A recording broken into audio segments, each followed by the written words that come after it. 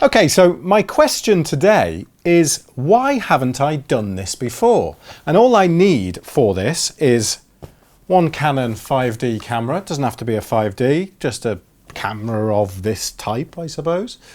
An iPhone or a smartphone of some similar type, and one of these, which is the official Apple SD card reader, Lightning connector reader, which does work on the iPhone.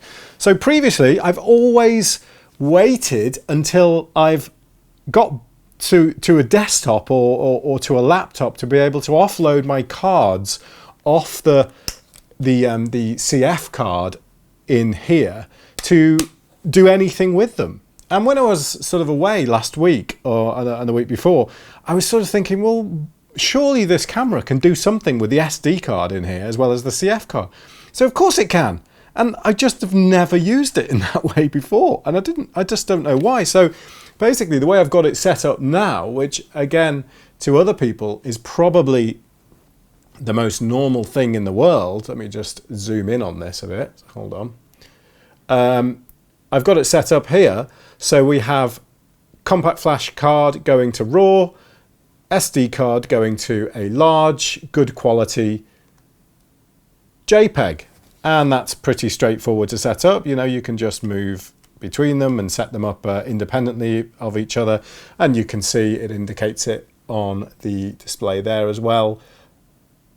And it's getting shot to both. You can see it says here against there, RAW, and against the SD card, large. So if I just take a picture of something now, it doesn't really matter what, though I can't figure out what I will actually take a picture of. Let me just take a shot of that photo over there and find the right exposure-ish. Okay, great. So we've got a nice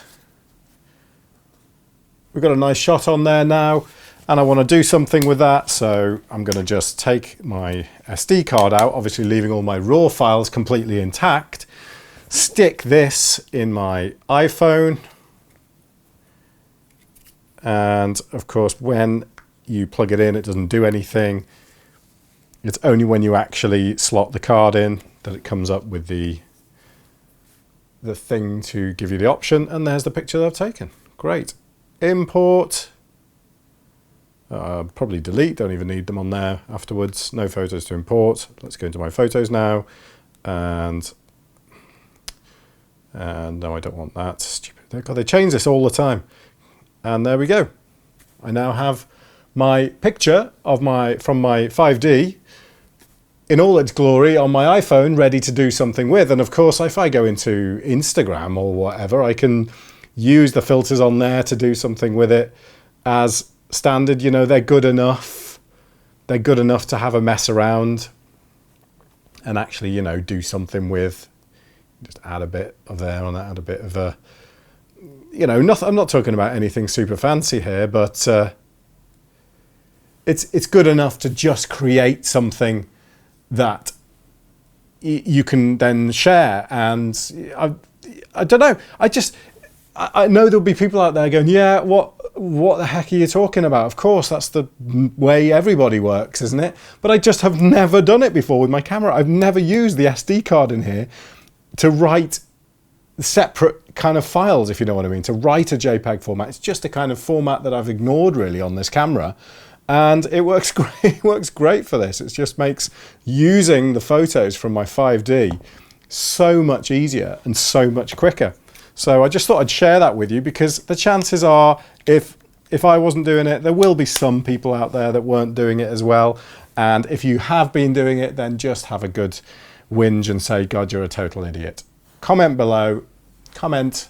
Where is it? Where is it in relation to my screen? Comment here and say, you're a fool. You should have been doing that forever. Anyway, thank you for watching.